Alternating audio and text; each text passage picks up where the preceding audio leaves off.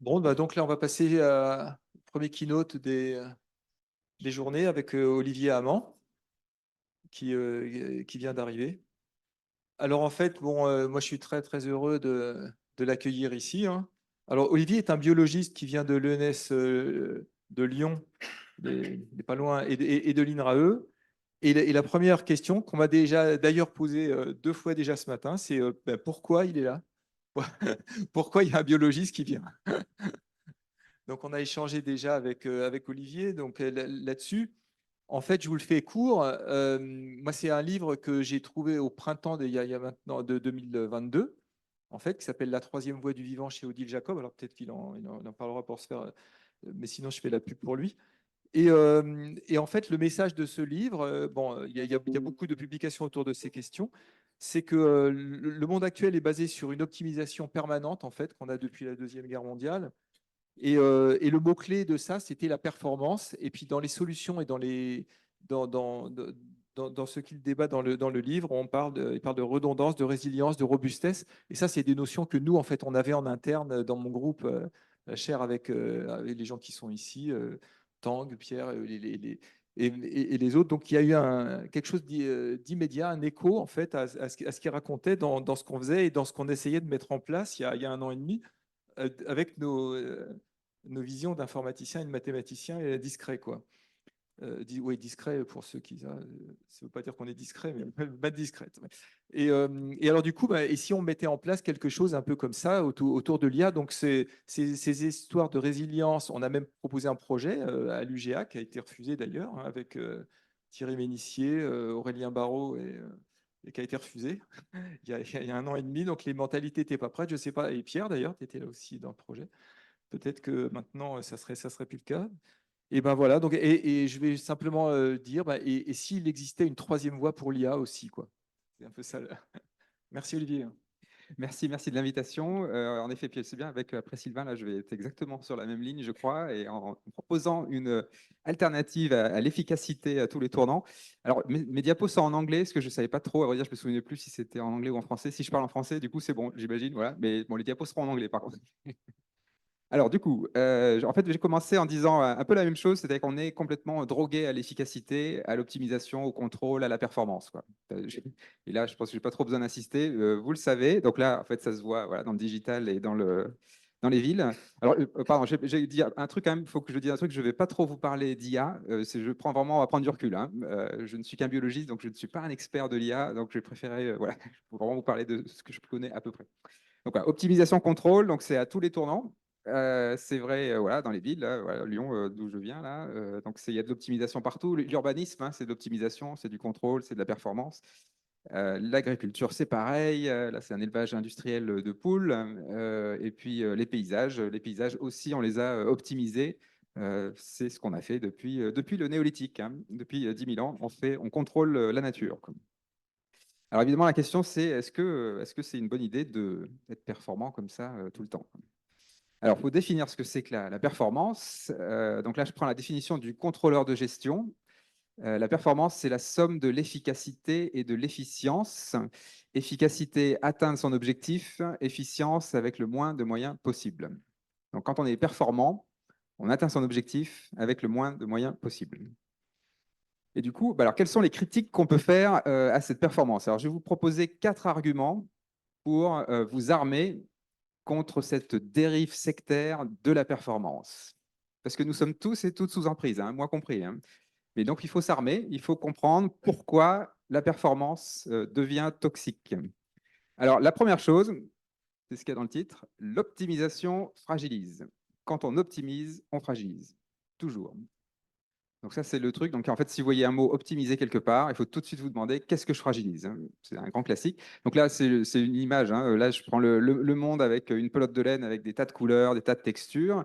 Et nous, il y a des nœuds partout dans cette pelote de laine là. Donc on tire sur les fils et on les fait passer par le chat d'une aiguille en pensant qu'on va résoudre les problèmes les uns derrière les autres. Et ce qu'on fait, c'est qu'on fait plus de nœuds. C'est ça qui se passe, hein, grosso modo. Alors là, je vais vous donner un exemple plutôt dans les technologies numériques. Je pense que c'est arrivé à tout le monde d'être à un restaurant où il y avait un menu en QR code et soit les batteries du téléphone étaient à plat ou ouais. Enfin, vous voyez, c'est tout bête, hein, c'est vraiment la fragilité, c'est que maintenant on peut même plus avoir un menu juste lisible, quoi. Il faut qu'il y ait une intermédiation avec une prothèse numérique pour qu'on puisse commander à table. Et le deuxième exemple, c'est le hacking, évidemment, hein, c'est que plus il y a d'outils numériques et plus il y a de hacking. Donc, par exemple, là, c'est pas forcément pour voler une voiture, hein, mais si vos freins dépendent d'une intelligence artificielle, il faut savoir que quelqu'un peut hacker vos freins dans votre voiture. Donc, du coup, bon, bah, est-ce qu'on a vraiment, bah, voilà, on a optimisé, mais on a aussi fragilisé, quoi. Alors ça, c'est le premier point. Donc, voilà, optimiser, fragilise. Deuxième point, c'est les effets rebonds. Alors là, je pense que dans cette communauté, vous connaissez ça très bien, mais je prends juste l'exemple des frigos là, qui parle bien. Les frigos, dans les années 60, ils consommaient beaucoup d'énergie, mais il n'y en avait pas beaucoup. Et puis, on a fait beaucoup de progrès d'efficience énergétique. On les a rendus moins énergivores. Et aujourd'hui, eh ben, on les a multipliés, on les a fait grossir, on les a connectés, on les a déclinés en cave à vin, notamment. Et bah, du coup, aujourd'hui, la population de frigo consomme plus d'énergie. Et donc ça, c'est vrai pour les avions, pour le charbon, pour le pétrole, pour la lessive concentrée, pour le nombre de fois où vous mettez un mot de passe tous les jours. C'est des effets rebonds à tous les tournants. Ça, c'est le deuxième argument contre la performance. En fait, dans un cadre réductionniste, l'efficience énergétique, ça ne fonctionne pas. Et donc, c'est exactement ce que disait Sylvain juste avant. Troisième argument, la loi de Goodhart. Alors ça, c'est un peu le clou dans le cercueil de la performance quand même. Voilà, cette phrase-là, quand une mesure devient une cible, elle cesse d'être fiable. Quand une mesure devient une cible, elle cesse d'être fiable. Alors là, je prends l'exemple du sport de compétition. Dans le sport de compétition, si vous voulez vraiment être performant, vous allez tout faire pour performer, donc pour être au sommet du podium, y compris vous doper. Alors, le dopage, il faut quand même bien voir ce que c'est, hein. C'est que votre outil de travail, si vous êtes sportif de compétition, hein, votre outil de travail, c'est votre corps, et vous allez vous intoxiquer pour avoir la meilleure performance. Vous voyez le truc, hein. Donc ça, c'est vrai pour le sport de compétition. C'est évidemment vrai pour l'éducation, le bachotage avant les examens, par exemple. C'est vrai pour la politique, c'est vrai pour l'économie, hein, les KPI, hein, les Key Performance Indicators, hein, qui sont toxiques, hein. C'est de la performance financière au détriment de tout le reste. Et c'est vrai aussi pour nous, les chercheurs, les ingénieurs, avec tous ces trucs-là, tous ces indicateurs de performance qu'on a, hein, dans le milieu universitaire. Le facteur H, les facteurs d'impact dans les journaux, le classement de Shanghai pour les universités, tout ça, c'est toxique, hein. Tout ça, c'est toxique. Parce qu'en fait, si je veux juste prendre le cas de Shanghai, qui est assez éclairant, hein, donc la France, hein, qui n'était pas dans les 20 premières, n'avait aucune université dans les 20 premiers de Shanghai. Qu'est-ce que notre brillant gouvernement a imaginé? C'est de rassembler toutes les écoles à Paris-Saclay. Par effet de masse, ça y est, on est rentré dans les 20 premiers. Alors, chapeau, quoi. C'est très laborieux, hein, mais on y est arrivé. Donc, on est 15e. Voilà. Et du coup, mais qu'est-ce qu'on a fait? Donc, on a tout construit sur les meilleures terres arables de France. Alors là, il faut bien voir ce qui s'est passé. Donc, qu'est-ce qu'on a fait? On est en train de former l'élite de la France sur un territoire perdu. Tout ça pour augmenter un indice abstrait. Bon, ça se passe de commentaires, à mon avis. Mais donc ça, c'est voilà, c'est la loi de Goodhart. Donc c'est vraiment mais prévalent partout, partout, partout. Donc dès que vous voyez un indicateur de performance, c'est toxique. C'est aussi simple que ça, quoi. Alors du coup, un quatrième argument, qui est évidemment en fait le plus important, parce que c'est en fait ce que nous disent les scientifiques, les climatologues, les écologues, enfin, tous les scientifiques, grosso modo, c'est que notre performance a un coût. Elle a un coût, cette performance. Et qui paye l'addition? Ce sont les écosystèmes. Ce sont les écosystèmes qui payent le coût de notre performance.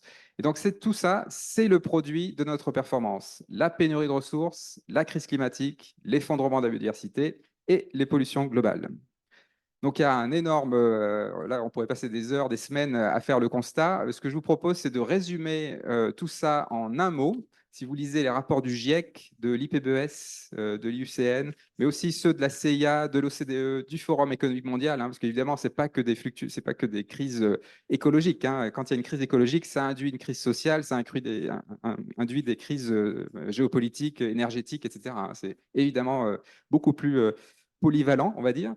Bah, du coup, le mot à retenir de tous ces rapports scientifiques, c'est le mot fluctuant. Fluctuant. Ce que nous disent tous les rapports scientifiques sur la question socio-écologique, c'est que le 21e siècle sera très turbulent. Très turbulent. Juste pour vous donner trois chiffres, en 2023, la surface des océans s'est réchauffée 10 fois plus vite que les années précédentes. Ça, c'est du jamais vu hein, jusqu'à présent. En 30 ans, en Europe, on a perdu 80% des insectes en masse en 30 ans. Je ne sais pas si vous, juste pour vous donner des échelles hein, quand même, hein, les dinosaures, hein, vous savez, on a toujours cette image des dinosaures avec une météorite qui tombe et puis tous les dinosaures qui meurent dans la nuit. Hein. Alors, si on se replace, donc il y a 66 millions d'années, avant que la météorite tombe, ça faisait déjà 300 000 ans que les dinosaures étaient en déclin à cause des volcans. La météorite est tombée et il a fallu 30 000 ans pour qu'ils disparaissent. Hein. 30 000 ans. Donc là, ce qu'on voit actuellement, c'est d'une brutalité géologique, c'est du jamais vu sur Terre. Enfin, en tout cas, on n'a aucune trace d'une rapidité pareille dans la géologie terrestre. Donc on est quand même dans un moment assez dingue. Quoi. Donc ça, c'est le produit de notre performance, toutes ces fluctuations, toutes ces turbulences, et qui vont s'amplifier au XXIe siècle. Et donc, qu'est-ce qu'on a imaginé pour répondre à ces fluctuations dues à notre performance? Eh bien, encore plus de performance. Alors ça, c'est là qu'on voit qu'on est vraiment addict. Hein. On est incapable de remettre en cause l'efficacité, l'efficience, la performance. Alors voilà, des exemples. Alors je les ai choisis à dessein. Hein. C'est quand même pas, il n'y a pas que ces réponses-là, mais il y a notamment ces réponses-là. Les éoliennes géantes. Donc les éoliennes géantes qu'on trouve au large du Royaume-Uni, hein, offshore, 260 mètres de haut. Donc chaque éolienne, c'est une tour Eiffel, hein, enfin en hauteur en tout cas, avec des pales de 100 mètres de long, en composite, un recyclable, un réparable. Dedans, il y a du balsa qui vient des forêts équatoriales. Et à l'intérieur, il y a un aimant de 7 tonnes qui est bourré de terres rares. Je vous passe sur l'acier, le cuivre, le béton. Qu'est-ce qu'il y a d'écologique dans ces grandes éoliennes? C'est uniquement productiviste. Et puis, si on fait beaucoup d'énergie comme ça, là, c'est super, mais si c'est pour alimenter la fast fashion, ou, vraiment, quel est l'intérêt de ce truc-là? Deuxième exemple, c'est le véhicule autonome. Alors là, je veux surtout insister sur la sémantique. Le véhicule autonome. S'il y a un véhicule qui n'est pas autonome, c'est bien celui-là, hein, parce qu'il dépend de minerais distants, géopolitiquement chargés, avec des comportements humains prévisibles, peu réparables localement. Enfin, c'est vraiment la définition d'un véhicule qui n'est pas autonome. Hein. La 2 chevaux est nettement plus autonome, hein. Ça, il n'y a pas de doute. Hein. Donc c'est vraiment, enfin, c'est assez incroyable. Quoi. On répond à une certaine performance, mais on répond pas du tout au reste. Quoi. Puis alors là, c'est un autre exemple, c'est les ampoules basse consommation. Donc là, on a réduit, ça consomme moins d'énergie, mais dedans, il y a du mercure. Donc alors, on consomme moins d'énergie, mais on diffuse du mercure dans les foyers. Enfin, vraiment, c'est très maladroit. Voilà, on est dans une période vraiment très, très maladroite où on n'arrive pas à questionner la performance. Et du coup, nos seules réponses, en tout cas, la plupart de nos réponses, ce sont des réponses en effet technosolutionnistes et performantes. Alors du coup, il va peut-être faut changer quoi. Alors du coup, là, il y a la fameuse phrase qu'on attribue à Einstein. C'est toujours difficile de savoir si c'est vraiment Einstein qui l'a dit ça. Voilà, alors il faut que je traduise. Donc quand en gros, ça veut, je ne l'ai pas en français. Mais quand on n'arrive pas à résoudre ces problèmes, on ne va pas résoudre ces problèmes qui ont été causés par une certaine pensée sans changer la pensée. Quoi. Il faut changer de pensée pour résoudre les problèmes qui ont été causés par une certaine pensée. Donc là, nos problèmes, ils sont causés par la performance. Et ben, ce n'est pas la performance qui va résoudre le problème. Il faut passer quand même, à un moment, il faut quand même passer le cap. Quoi. Il va falloir se désintoxiquer et peut-être changer de lueur. Quoi. Alors du coup, si ce n'est pas la performance, qu'est-ce que c'est? Qu'est-ce qu'on va remplacer si ce n'est pas l'efficacité, si ce n'est pas l'efficience? Alors du coup, c'est là qu'un biologiste peut être utile.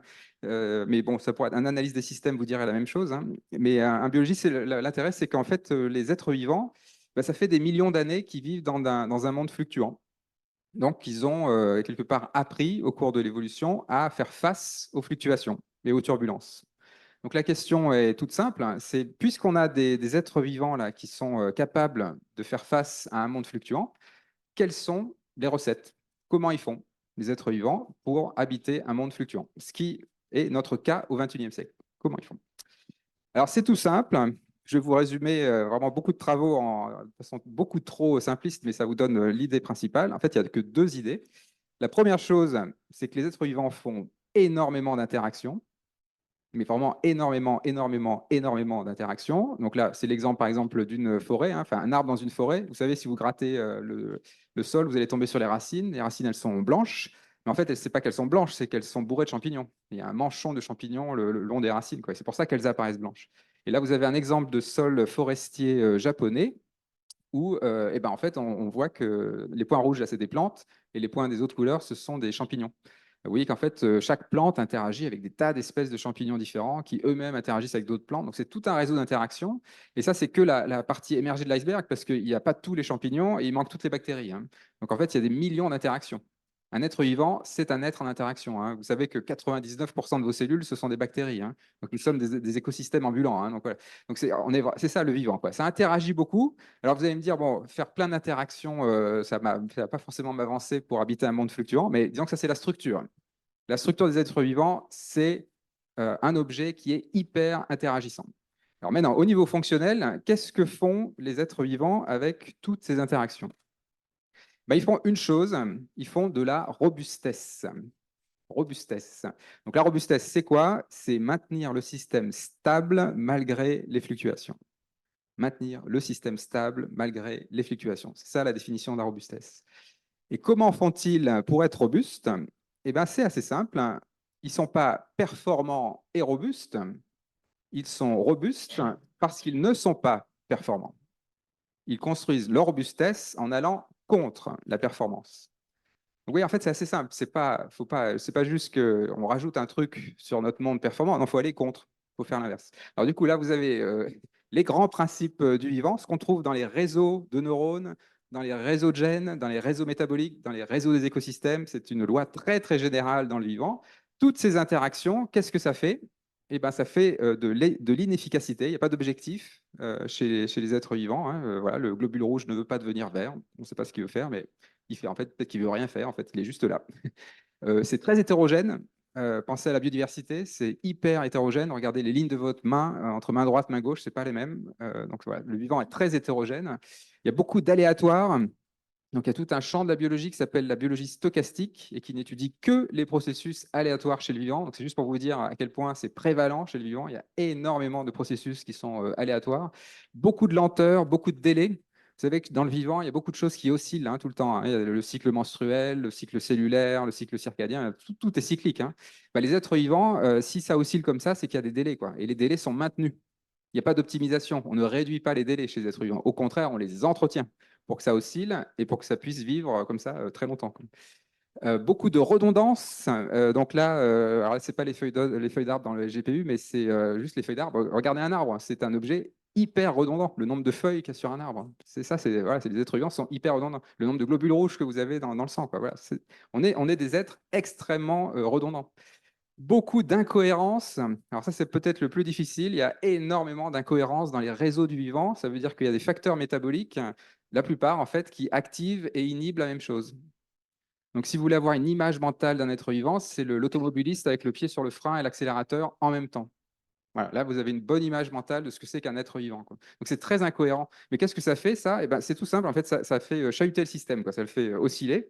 Si vous voulez, c'est un peu comme le jeune automobiliste, quoi, hein, le jeune conducteur qui vient juste d'apprendre à conduire et qui surréagit, quoi. Donc il freine trop fort et puis il accélère trop fort. Donc là, voilà, on est un peu malade dans les voitures comme ça. Bah, c'est comme ça que fonctionnent les êtres vivants, quoi. Si vous voulez, c'est les incohérences dans les réseaux moléculaires. Qu'est-ce que ça fait? En fait, ça induit des fluctuations internes. Et les fluctuations internes, c'est le meilleur bouclier contre les fluctuations externes. Ça, c'est la loi des variétés indispensables de HB, hein. Donc, c'est aussi dans l'analyse des systèmes. Donc, beaucoup d'incohérences. Et puis, c'est tout ça, c'est incomplet, c'est inachevé, parce que quand c'est achevé, c'est mort. Donc, un être vivant, il est toujours inachevé. Là, actuellement, vous êtes tous en train de vous régénérer. Voilà. Donc, vous voyez, ce ne sont que des contre-performances. Ce sont que des contre-performances. Et toutes ces contre-performances, elles ajoutent du jeu dans les rouages. Et c'est ça qui rend les êtres vivants adaptables et donc robustes, et donc capables de faire face à un monde fluctuant. Alors, je vais vous le montrer quand même, parce que là, je vous le dis de façon très dogmatique, mais en fait, je vais vous le démontrer avec des exemples de la vie quotidienne. La température corporelle, voilà, 37 degrés. Quand vous avez un virus ou une bactérie qui rentre dans votre corps, bah, vous pouvez avoir de la fièvre, donc vous montez à 38, 39, peut-être 40. Mais moi, si j'isole les protéines et les enzymes de votre corps et que je mesure leur activité, je vais trouver l'optimum, non pas à 37 degrés, mais à 40 degrés en général. Et entre 37 et 40 degrés, la différence d'activité peut être énorme, hein. Il y a certaines enzymes qui sont 1 million de fois plus actives à 40 degrés qu'à 37 degrés. Donc c'est vraiment un autre corps, hein. Quand on est à 40 degrés, en fait, c'est là qu'on est le plus performant. Alors, quand je dis on, c'est notre réseau métabolique qui est le plus performant. Notre système immunitaire, c'est là qu'il est le plus performant. Alors nous, par contre, on n'est pas très performant. Notre tête, elle est pas. On est un peu dans le coton, mais c'est pas par hasard non plus. Mais notre système immunitaire, notamment, est hyper performant. Et donc, vous voyez le truc, hein, c'est qu'en fait, à 37 degrés, notre corps fonctionne de façon satisfaisante. 10 sur 20, mention passable. Mais par contre, dès qu'on a la fièvre, qu'il y a un virus, une bactérie qui rentre, bah là, on monte en performance. Mais par contre, c'est transitoire, hein, c'est 3 jours, hein, 40 degrés. Hein. Après, c'est mortel. Hein. On fait un burn-out moléculaire, hein, les protéines se dénaturent. Hein. Donc, on ne peut pas rester comme ça, très performant. Hein. Donc, on revient à la vitesse de croisière à 37 degrés, quoi, à notre vitesse de croisière où on n'est pas très performant, mais ça va. Quoi. Donc, ça, c'est voilà, c'est quand même une illustration qui vous permet de voir que ce qui a été sélectionné au cours de l'évolution, c'est la sous-optimalité. On ne vise pas le maximum de performance, on ne vise même pas l'optimum de performance, on vise beaucoup de marge de manœuvre en dessous de l'optimum pour faire face à des fluctuations imprévisibles. Si je vous le dis autrement, hein, c'est que dans un monde stable et en abondance de ressources, ben, on peut prévoir. Dans un monde instable et où il y a des pénuries de ressources, on se prépare. C'est très différent. Ou si je vous le dis autrement, dans un monde stable et en abondance de ressources, on s'adapte parce qu'on sait ce qui va se passer. Dans un monde instable et en pénurie de ressources, on est adaptable. C'est le contraire. Hein. Adaptation et adaptabilité. Hein. C'est des mots qui se ressemblent, mais c'est le contraire. Hein. Quand on s'adapte, on optimise, on va dans une voie étroite, enfin, on s'enferme dans une voie étroite, on investit voilà, dans une voie. Quand on est adaptable, on explore des tas de trucs. Et du coup, on n'est pas performant nulle part. Quoi. Mais par contre, on est prêt s'il y a quelque chose qui arrive. Quoi. Donc ça, c'est la température corporelle. Alors un deuxième exemple qui, à mon avis, est plus important, c'est mon exemple favori de la photosynthèse. La photosynthèse, donc vous savez, hein, voilà, ça permet de transformer un gaz, le CO2, en fibre de carbone. Voilà, une plante, hein, c'est du CO2 polymérisé. Donc ça existe depuis 3,8 milliards d'années. Et le rendement énergétique de la photosynthèse, moins de 1%. Les plantes gâchent 99% de l'énergie solaire. Donc c'est vraiment, c'est pas nul, mais c'est quand même assez minable hein, comme rendement. Hein. Les plantes ne sont pas très très bonnes. Et alors, puis en plus, vous voyez, j'ai mis à côté là, les panneaux solaires. Hein. Nous, les humains, en 50 ans, on est déjà à 15% de rendement hein, pour les panneaux solaires. Hein. Alors, c'est pas tout à fait la même chose, hein, je reconnais. Mais quand même, nous, on a inventé des systèmes de capture de la lumière hein, qui sont nettement plus performants en 50 ans, 3,8 milliards d'années, et on reste à 1%, aucune trace d'optimisation en 3,8 milliards d'années. Alors, comment ça se fait ça? Il y a quelque chose qui doit vous frapper tout de suite. Hein. Les panneaux solaires, ils sont noirs et les plantes, elles sont vertes. Donc, ça veut dire que même les plantes n'ont pas la bonne couleur. S'il fallait que les plantes absorbent toute la lumière du soleil, il faudrait qu'elles soient noires. Hein. Elles devraient être noires. Hein. Enfin, donc, si elles sont vertes, ça veut dire qu'elles absorbent le rouge et le bleu. Et puis que tout le milieu de l'arc-en-ciel, elles le reflète comme un miroir. Quoi. Donc ça, bah, donc on peut se demander, mais pourquoi donc les plantes sont-elles vertes ouais, et du coup, sont si peu efficaces quoi. Donc on a la réponse, hein, je vous la fais courte, c'est de la physique quantique, donc là en plus je ne serais pas capable d'aller très loin dans les détails, mais on a pu montrer, enfin pas nous, hein, mais on, la communauté, a pu montrer que en gros, si on voulait que la photosynthèse soit au maximum de rendement, il faudrait que les photons, les particules de lumière tombent de façon très régulière. Sauf que dans la vraie vie, ce n'est pas ce qui se passe. Le monde est fluctuant. La lumière fluctue entre le matin, le soir, le nuage qui passe, l'angle de la lumière.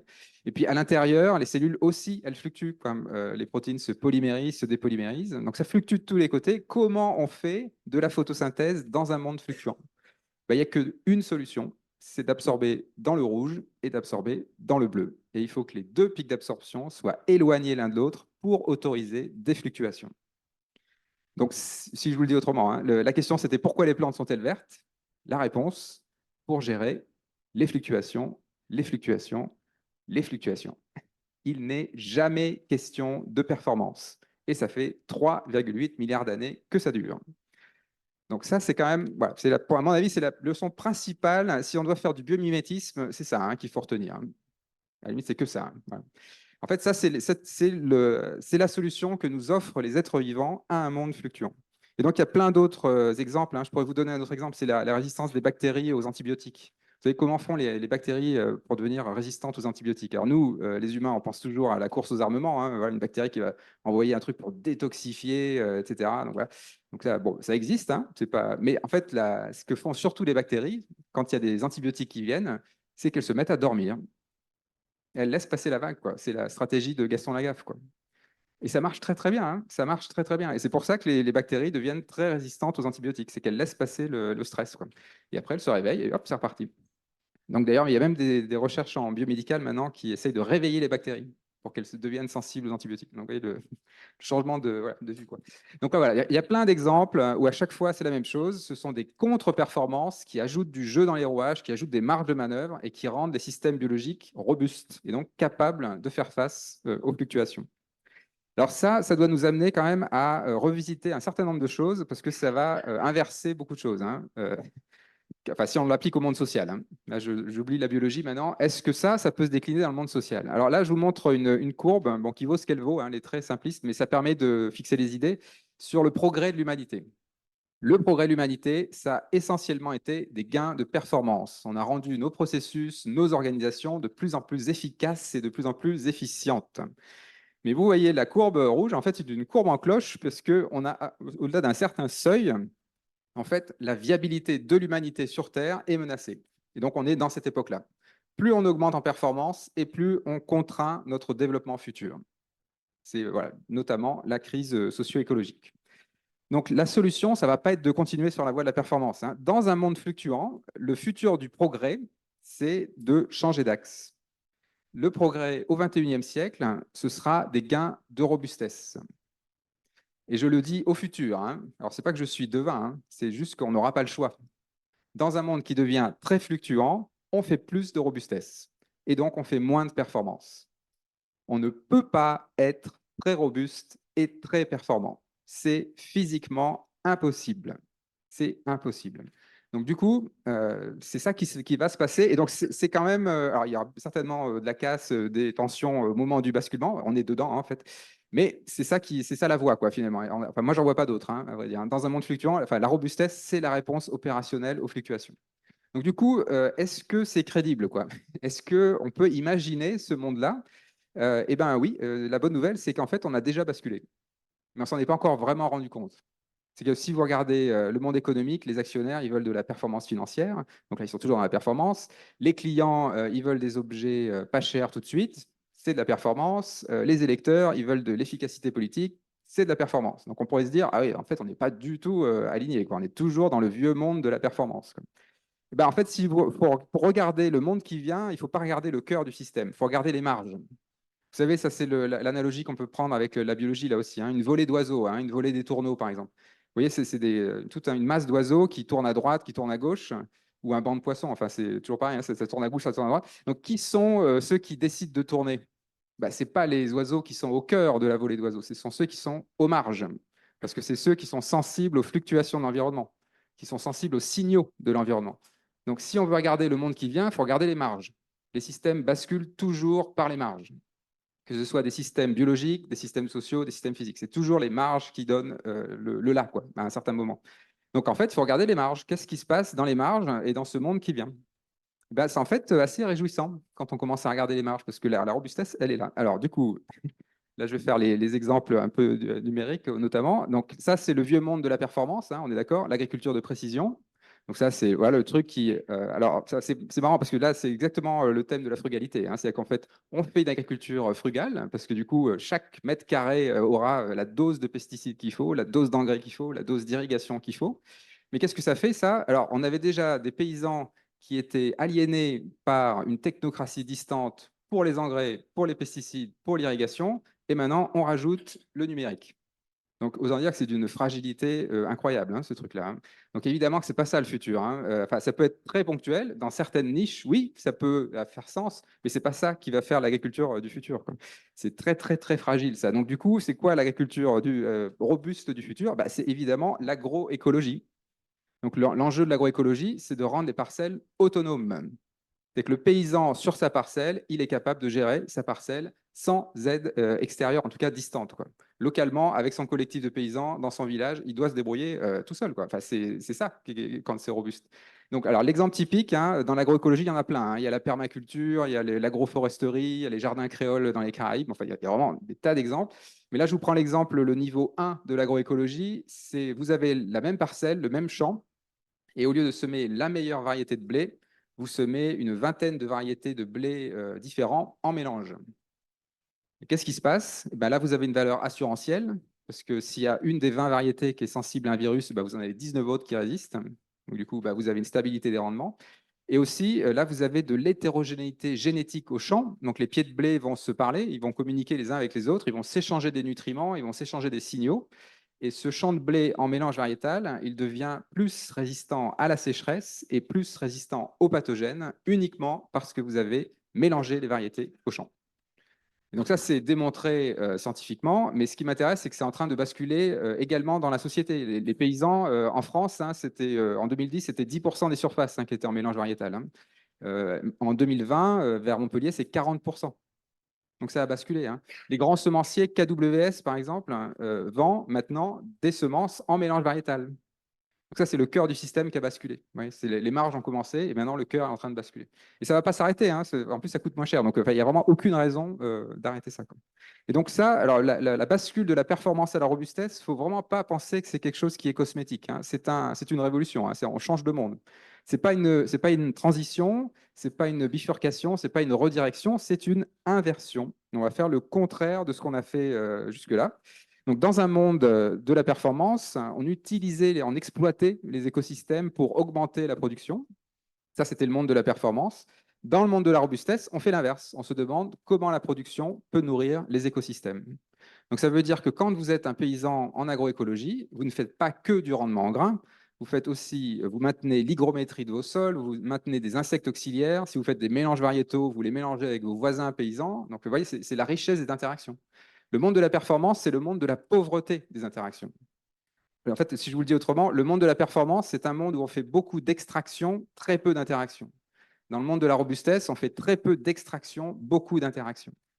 Donc, il n'y a vraiment rien à regretter du monde de la performance. Hein. Enfin, on est en train de quitter le monde du burn-out et de la pauvreté des interactions. Hein. C'est ce que je dis beaucoup aux jeunes, hein, d'ailleurs. C'est un peu un soin, enfin, c'est de l'éco-anxiété, hein. Enfin, c'est la réponse à l'éco-anxiété. C'est ça. Hein. Parce que là, vous parliez juste avant là, des élèves ingénieurs. Il ne faut pas leur dire le 21e siècle va être pourri et en plus, on vous demande de faire des efforts. Hein. Parce que là, enfin, ils désertent. Hein. Enfin, moi, le premier, je déserterais hein, si on me disait ça. Hein. Non, il faut plutôt. Moi, je pense qu'il faut leur dire. Alors, nous, c'est vrai que le 21e siècle, ça va être fluctuant. Hein, c'est pas la peine de faire du sugar coating. Hein, ouais. Ça va être fluctuant, ça va être turbulent, mais on va en faire quelque chose. Quoi. On va inventer un modèle socio-économique qui vit sur les fluctuations. Et donc, c'est de la robustesse. Et ce monde robuste, dans ce monde-là, on ne va pas regretter grand-chose du monde de la performance. Ce sera un monde beaucoup plus riche. Donc ça, c'est pour l'agriculture. Alors, je vais prendre deux, trois autres exemples, et puis pour ça qu'on ait un peu de temps pour les questions aussi. Ça, c'est pour les matériaux. Alors, je vous prends juste un exemple comme ça. Là, une batterie, voilà, une batterie lithium. Bon, ça, c'est quand même coincé encore dans le monde de la performance, où on a juste remplacé le pétrole par des métaux. Hein. Donc, en fait, c'est toujours la même idée, finalement. On a juste déplacé les pollutions ailleurs. Donc, une façon de faire les choses robustes, en fait, c'est de remplacer, en fait, c'est de recarboner l'économie. Voilà. Si on est sérieux, quoi. Hein. Il ne faut pas décarboner l'économie. Hein. Peut-être que je dirais que je passe 30 secondes là-dessus. Hein. Décarboner l'économie, ça n'a aucun sens. Hein. Décarboner l'économie, ça veut dire que donc on remplace du pétrole par des métaux. Et les métaux, vous savez comment on les extrait, hein, ça fait des tas de pollutions multiformes. Ça veut dire que des métaux lourds qui étaient dans des roches sont maintenant libérés dans les rivières, dans les océans. Enfin, ça n'a vraiment aucun sens. Donc, enfin, ça n'a aucun sens. Il y a des niches où ça se justifie, mais il ne faut surtout pas le généraliser. Quoi. Donc, une version robuste, par exemple, là, des batteries au lithium, c'est des nouvelles batteries qui sont faites dans une boîte en Suède qui s'appelle Linia et qui sont à base de lignine. Donc, la lignine, c'est la deuxième molécule la plus abondante sur Terre. Hein. C'est quand vous prenez du bois et que vous voulez faire du papier, vous récupérez la cellulose et en général, on jette la lignine. Bah, Linia, ils récupèrent la lignine, ils font des films de lignine et ça stocke l'électricité. Et là, vous avez une batterie qui est biodégradable. Donc, quand elle ne marche plus, vous la mettez au fond de votre jardin, les champignons vont la digérer. Alors, par contre, c'est beaucoup moins performant parce que c'est très, très gros. Hein. Vous ne pouvez pas la mettre sur une voiture. Hein. Ça, c'est clair. Hein. Mais par contre, vous avez une batterie qui est biodégradable. Quoi. Bah, c'est ça le futur. Hein. Ce n'est pas la décarbonation de l'économie, c'est la recarbonation de l'économie. Il va falloir remplacer tout le pétrole et tous les métaux par des molécules biosourcées, vertes, qui viennent de la photosynthèse. Quoi, hein. Donc des plantes, et puis après des bactéries, des champignons. Mais surtout pas décarboner l'économie. Si vous voulez, si on veut donner un verbe, il faut plutôt dire qu'il faut décombustionner l'économie. Il faut arrêter de brûler du carbone. Que ce soit du carbone fossile, que ce soit des biocarburants, que ce soit du bois, il faut arrêter de brûler du carbone. Il faut décombustionner l'économie. Mais par contre, il faut la recarboner pour éviter d'utiliser tout le tableau périodique des éléments dans nos outils. Quoi. Et donc ça, c'est une nouvelle inversion. C'est l'inversion fondamentale temps et matière. Dans un monde qui bascule qui était dans la performance, eh ben, on utilisait beaucoup de matière pour gagner du temps. Donc c'est par exemple brûler du kérosène pour prendre l'avion, hein. Bah, dans le monde de la robustesse, on fait l'inverse. On utilise le temps pour préserver la matière. Donc c'est le monde de la bioéconomie, hein. C'est qu'il faudra attendre que ça pousse. Voilà. Avec des législations pour qu'il y ait suffisamment de place pour les aliments, pour les écosystèmes et pour nos outils, quoi. Bah, ça va très clairement nous rendre plus sobres, hein. Donc ça, c'est là, voilà, le monde de la bioéconomie. Alors, un autre exemple, hein, c'est le tout réparable. En fait, ça, c'est juste des exemples qui vous montrent bien qu'on a déjà basculé. Le tout réparable, il y a 20-30 ans, c'était très minoritaire, hein. Aujourd'hui, il y a des ateliers de réparation absolument partout, de réparation de vélos, mais bien au-delà, quoi. Voilà, bon, je prends l'exemple du Fairphone, qui est très, très anecdotique, mais qui quand même dit quelque chose, quoi, quand on commence à rentrer dans la réparation d'objets complexes. Là, je vous prends l'exemple de Brezelec. Ça, c'est une entreprise bretonne, comme vous avez pu deviner, qui fait de la réparation d'électronique depuis les années 70. Alors, dans les années 70, quand ils ont fait ce choix-là, c'était quasi suicidaire, hein, parce que quand l'électronique casse, on appelle Taïwan et ils nous renvoient une carte tout de suite, quoi. Alors, eux, ils ont développé un savoir-faire pour réparer des cartes électroniques. Donc, c'est des grosses cartes, hein. Mais qu'est-ce qui se passe là? Bah, aujourd'hui, là, avec tous les problèmes géopolitiques un peu partout, ils ont le vent en poupe, hein. Maintenant, c'est les leaders mondiaux, hein, de la réparation électronique agricole, notamment. Donc, maintenant, ils ont des entreprises en Australie, aux États-Unis, etc. Donc, en fait, le tout réparable, c'est en train de se développer très, très fort. Et aussi dans les matériaux, hein, voilà, la terre crue, bah, ici, là, vers Grenoble, hein, le pisé, par exemple, ça, c'est un matériau qui est réparable, que les citoyens peuvent réparer leur logement eux-mêmes, quoi. Il n'y a pas besoin d'une technocratie distante, les isolants à coups de polystyrène, tout ça, là, ça, c'est le monde d'avant, hein. Enfin, voilà. Je ne rentre pas dans les détails, mais vous voyez le truc. En fait, c'est ce que je dis dans le titre, là, c'est qu'on est en train de basculer des smart cities aux smart citizens. Les smart cities, hein, c'est vraiment l'enfermement dans le monde de la performance, hein, de l'optimisation, du contrôle, y compris contrôle sécuritaire. Smart citizens, c'est vraiment l'apprentissage, la coopération locale entre citoyens pour avoir des solutions d'autonomie active dans un village, dans une ville, dans une région, dans un pays, mais pas au-delà, quoi. Enfin, si on est sérieux vis-à-vis des fluctuations, c'est à cette échelle-là qu'il faut aller. Et du coup, bah ça change la fonction d'un ingénieur. Et alors, c'est peut-être ça le plus important pour les élèves d'ingénieurs, parce qu'en fait, c'est ça, hein, le truc. Dans le monde de la performance, ce qu'on demandait aux ingénieurs, eh ben, c'était de faire de la performance, quoi. En fait, c'était même les rois du pétrole, hein, dans le monde de la performance, parce que on leur demandait de faire de la performance, et c'était les rois de la performance, quoi, et les reines de la performance. Et tout ça, c'était via des délégations techniques de plus en plus distantes. Typiquement, hein, c'est le microprocesseur fabriqué à Taïwan, hein. Voilà, donc aujourd'hui, dans le monde de la robustesse, aux ingénieurs, en fait, ils auront exactement les mêmes savoirs. C'est les mêmes maths, c'est la même physique, c'est la même chimie, c'est tout pareil, les mêmes sciences sociales, c'est tout pareil. C'est le sens des technologies qui a changé. Dans le monde de la robustesse, on demande aux ingénieurs de développer des solutions robustes. Et alors, ça ressemble à quoi? Il y a deux critères. Il faut qu'il y ait de la technodiversité et il faut viser l'autonomie technique des citoyens. C'est tout. Donc, ça veut dire qu'un ingénieur dans le monde de la robustesse, il ne développe pas la meilleure solution, il développe une liste de solutions qui sont plus ou moins performantes, mais à la limite, ce n'est pas la question. La question, c'est est-ce qu'il y a plusieurs plans locaux et qui sont autonomes, enfin autonomes pour les citoyens, à une échelle, voilà, ça peut être à l'échelle d'un village, d'une ville, d'une région, voilà, mais pas trop au-delà, quoi. Donc ça, à mon avis, pour les ingénieurs, c'est quand même, c'est certainement réjouissant. Parce que là, on sort de l'ingénieur paresseux, quoi, qui ne fait que de la performance. Si vous voulez, je vais vous le dire autrement, hein, ça, c'est un peu le monde du low-tech, hein.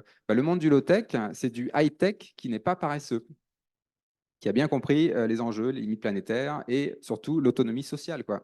Voilà. Alors, peut-être juste un petit mot aussi, parce que vous pourriez avoir l'impression que je suis très technophobe, là, hein, en allant dans le monde de la robustesse. Alors, la question, c'est qui est technophobe entre la performance et la robustesse? C'est évidemment la performance. C'est le monde de la performance qui est technophobe. Parce que dans le monde de la performance, chaque fois qu'on développe quelque chose qui est plus performant, ça écrase les technologies plus anciennes. Ça, c'est technophobe. C'est même la définition de la technophobie. Non, le monde de la robustesse, il est technophile. Mais il est technophile avec un critère de sélection, il faut que les solutions soient robustes. Et donc, il peut y avoir du high-tech, hein, il peut y avoir de l'IA, hein, il n'y a aucun problème, hein. Ce n'est pas du tout anti-technologie, au contraire, c'est juste diversité des solutions, quoi. Alors, pour terminer, les organisations, dans les organisations, c'est pareil, on est en train de basculer. Alors, c'est très intéressant dans l'éducation, notamment. Les écoles, hein, on va dire à l'ancienne, hein, c'était des écoles, et c'est encore largement des écoles de la compétition, et donc du burn-out, des élèves comme des profs. Donc ça, tous les systèmes d'évaluation, de cadres, de programmes, tout ça. Donc bon, on voit que ça ne marche pas, hein. Enfin, il y a eu PISA récemment en France, là, on voit très bien que ça ne marche pas. Donc du coup, on est en train de basculer vers d'autres écoles. Donc c'est des écoles de la coopération, où là, en fait, l'enseignant pose des questions. Et ce sont les élèves qui trouvent les réponses. Donc typiquement, c'est les écoles Freinet, Montessori, Stromberg en Finlande. Enfin, il y en a des tas, hein, la Maison des enfants en Belgique. Voilà, il y en a vraiment beaucoup de modèles comme ça, là. Et donc ça, c'est des écoles où il se passe beaucoup de choses. Donc quand vous êtes un élève dans ces écoles-là, c'est vous-même qui allez chercher l'information. Donc ça, c'est robustesse des savoirs, hein. Si vous allez chercher vous-même l'information, vous savez que vous allez vous en souvenir toute votre vie, quoi. La deuxième chose, c'est que la reconnaissance que vous avez dans ces écoles-là, ce n'est pas une note que vous avez sur un devoir, c'est quand vous êtes capable d'expliquer votre découverte à vos camarades.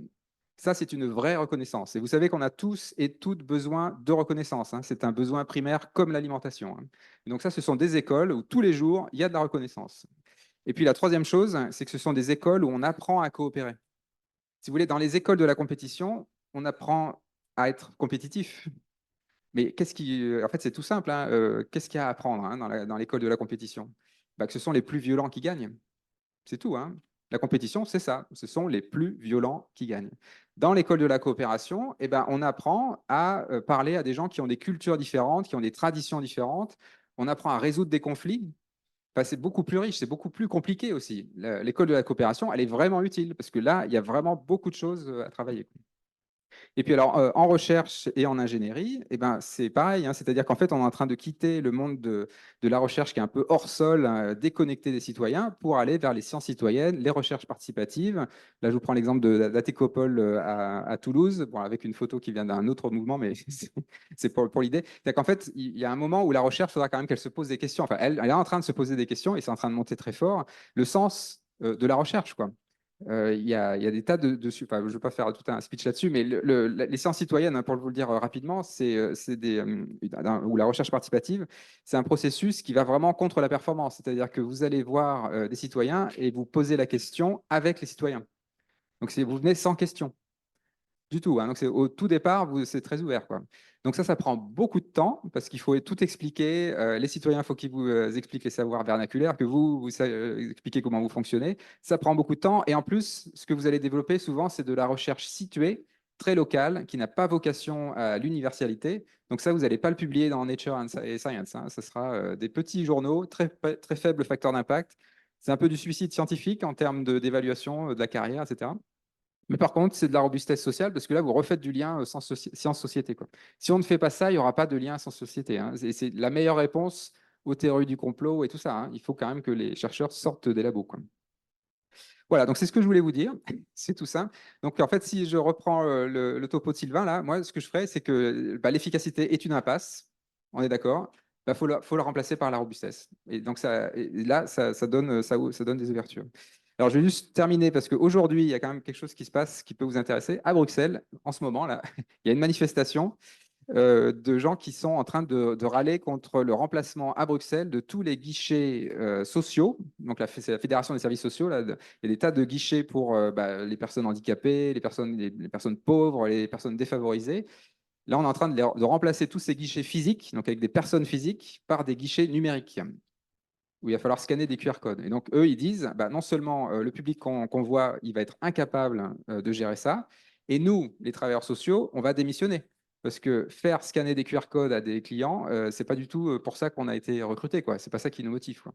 Donc ça, c'est dramatique, hein. Et ça, c'est d'une fragilité incroyable. Alors, il y a un autre exemple, c'est le comité humain du numérique, hein, qui est aussi à Bruxelles, d'ailleurs. Les Belges sont assez en avance là-dessus. Ils font des manifs avec des grosses mains, tout ça, pour dire, oui, le corps est là, hein. Le corps, c'est notre relation au monde, hein, quand même, hein.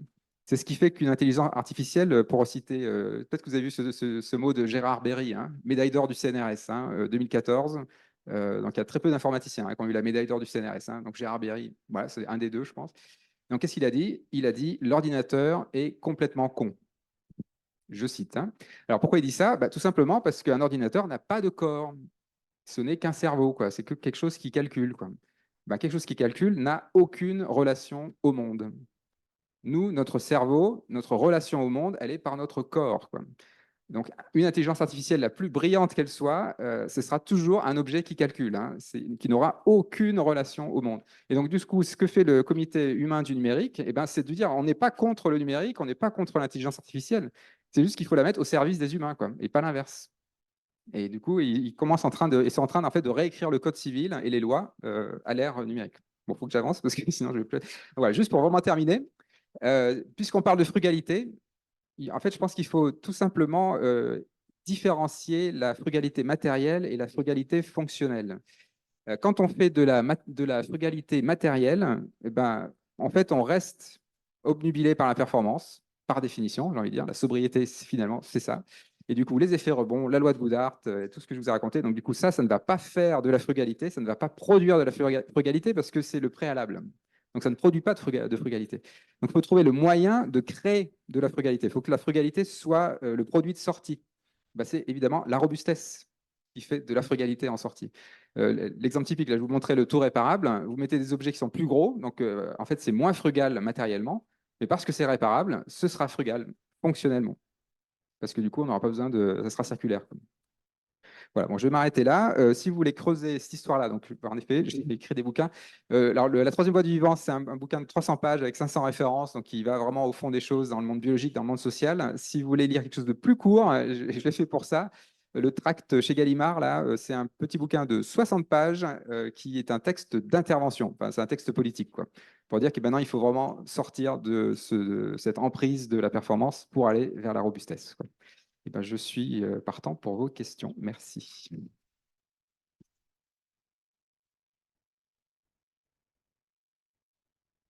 Merci, merci Olivier, hein, très inspirant. Il y a plein de commentaires positifs privés dans le chat. Tout le bien que tu penses de ton intervention.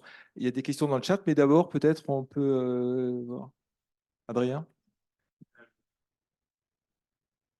Je me demandais du coup quelle était la place de la mesure de la performance dans le monde de la robustesse. Donc on arrête de l'ériger en métrique numéro un. Qu'est-ce que ça devient?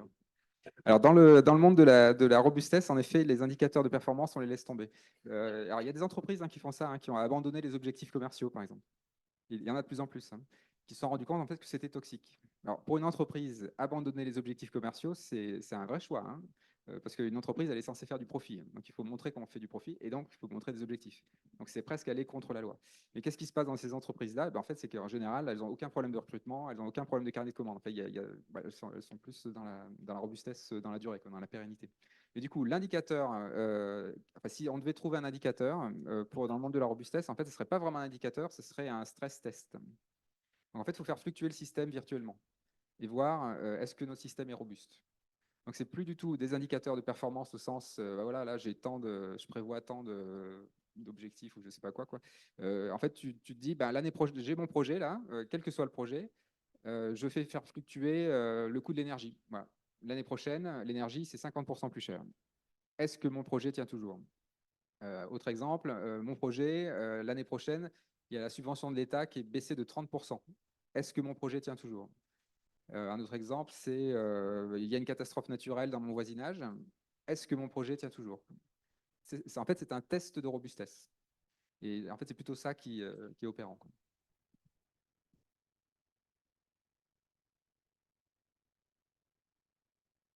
Oui, bonjour. Déjà, merci pour votre présentation très stimulante. J'aurais juste quelques remarques concernant la biologie qui ne privilégierait que la robustesse au détriment de la performance. Si je prends par exemple l'exemple des vertébrés dont nous faisons partie, donc on a tous une rétine composée de millions de bâtonnets et la performance des bâtonnets est telle en fait qu'un bâtonnet est capable de détecter un unique photon, donc c'est la particule élémentaire de lumière dans l'univers. Et donc c'est une précision absolument incroyable. C'est tellement précis qu'un humain plongé dans le noir en fait, peut détecter une poignée de photons frappant sa rétine. Là où je veux en venir, c'est que est-ce qu'on ne peut pas quand même finalement, il me semble, formuler le problème comme un problème d'optimisation, permettant donc de sortir d'une dichotomie stricte entre performance et robustesse. Donc le but étant de trouver un compromis entre les deux, une espèce d'optimum de Pareto. Et donc, pour finir. Un bon exemple, je pense, de quasi-optimalité en termes de robustesse performance se trouve justement, qu'on l'a aussi un peu indiqué, dans les réseaux métaboliques, en passant par voilà, les milliers d'oiseaux et même les réseaux de neurones biologiques, parce qu'on constate que ces systèmes, dans le système, la dynamique en fait, est proche d'un point critique. On appelle ça donc la criticalité auto-organisée.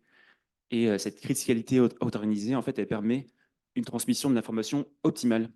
Ça permet par exemple à des nuées d'oiseaux de se coordonner très rapidement. Et on peut voir ça, voilà, ce point critique, comme un optimum entre stabilité et instabilité, en quelque sorte entre un cristal et un gaz.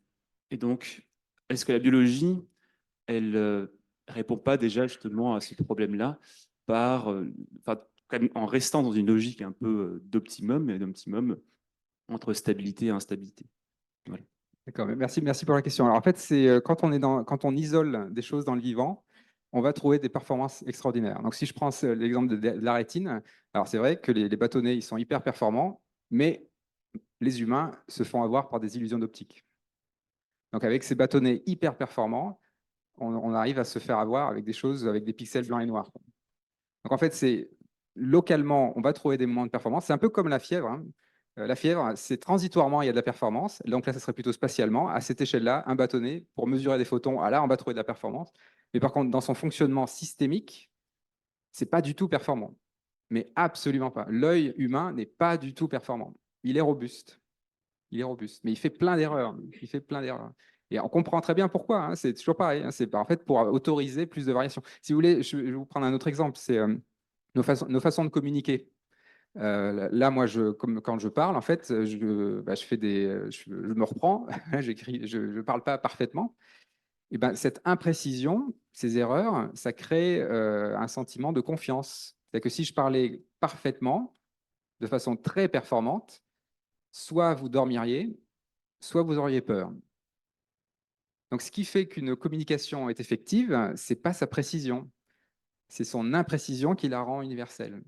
C'est ça le vivant. C'est de la sous-optimalité, c'est de la contre-performance qui fait de la robustesse. Mais je suis d'accord, on va trouver.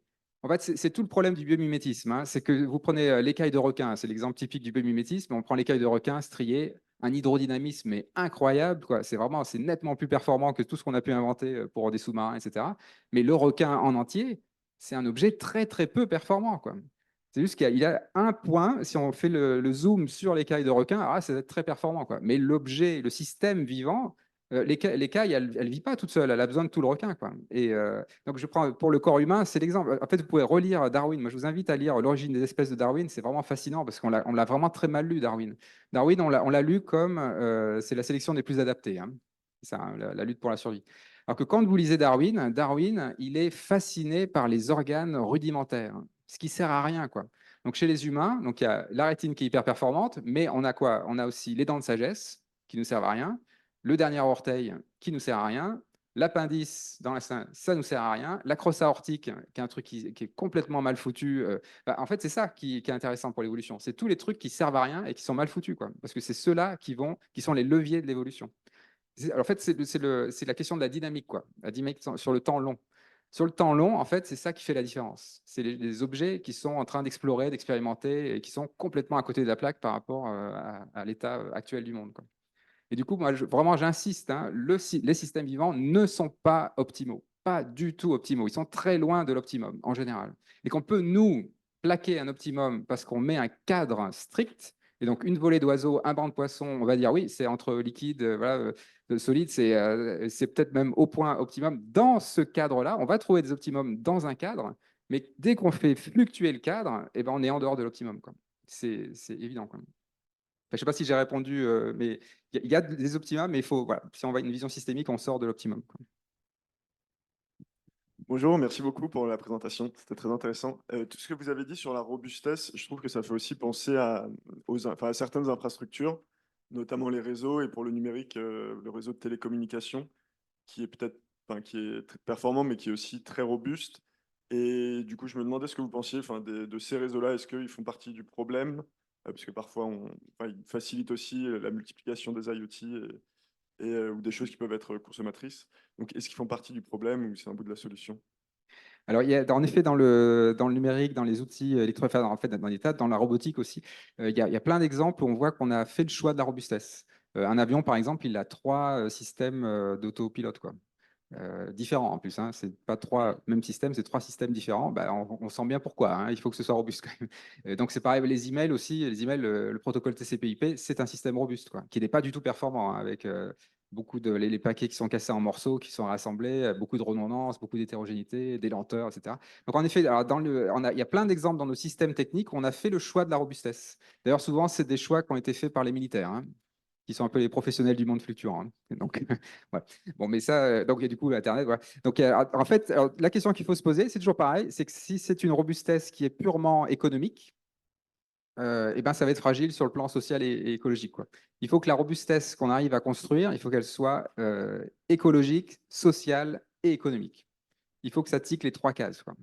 Si ça ne tique que la case économique, alors par exemple, l'exemple typique, les emails. Voilà, les emails, c'est un protocole TCP/IP. Il y a de la robustesse dans le design, mais ça dépend encore de beaucoup d'énergie, de beaucoup de terres rares, de beaucoup de métaux, d'une géopolitique apaisée. Enfin, ça dépend de tas de choses qui sont pas du tout garanties, quoi. Donc voilà, ça c'est très fragile sur ces autres plans-là, quoi. Mais par contre, c'est robuste dans le design, quoi. Donc, il faut élargir, quoi. Ok, Olivier, j'ai une question sur la tension entre la robustesse et la performance. Est-ce que ça revient au même de trouver une fonction d'objectif sur la robustesse ou on optimise sur cette fonction d'objectif-là ou c'est jamais suffisant? Alors pour moi, si on doit donner un objectif à la robustesse, ce qui est un peu contre-intuitif, hein, parce que dans la robustesse, on va contre l'efficacité, hein, donc normalement, on n'a pas d'objectif. Mais si on doit donner un objectif, qui serait l'objectif qu'on peut assigner aux êtres vivants, c'est de survivre aux fluctuations. En fait, il faut juste penser le monde fluctuant par défaut. On a tendance, nous, les humains, à penser le monde stable et en abondance de ressources par défaut. Cette hypothèse est fausse. Cette hypothèse est fausse. Le monde est instable et il va devenir de plus en plus instable. Et en plus, il y aura de plus en plus de pénurie de ressources. Donc, dans un monde instable, le premier objectif, c'est de survivre aux fluctuations. Survivre aux fluctuations, c'est des stratégies robustes, élargies, qui vont jusqu'à l'écosystème. Dernière question, Olivier. Bon. Donc, en fait, ça, c'est le chat, on t'a mis. Donc, il y a Antoine Grimaldi, qui est au milieu, 11h41, qui a une question sur la photosynthèse.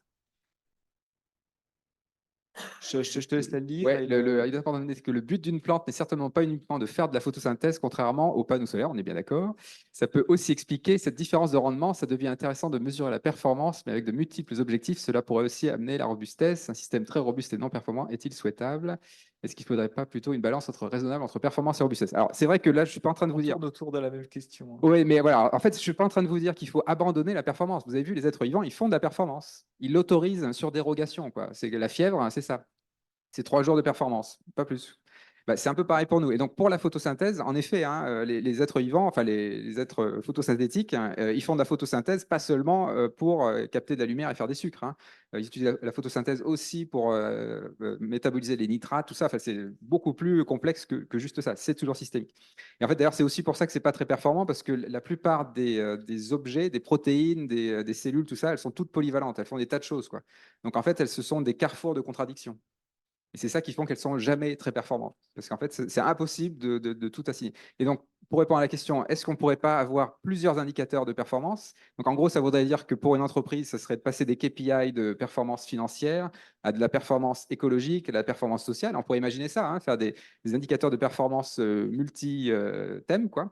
Alors, quand je vois les entreprises, parce que je les croise de plus en plus, là, je leur dis, bah ouais, allez-y, tentez votre chance, quoi. Allez mettre des KPI sociaux, voilà, de RSE, tout ça, et vous allez tout de suite voir que tous ces indicateurs, ils sont contradictoires les uns avec les autres, quoi.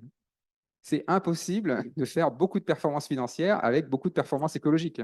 C'est impossible. Donc en fait, quand vous commencez à multiplier les indicateurs de performance dans tous les champs, vous allez vous rendre compte qu'ils sont tous contradictoires, et il y a un moment, vous allez dire, bah, j'abandonne, je les laisse tomber, tous ces indicateurs, quoi. Et je fais de la robustesse. Eh ben, merci encore. Merci.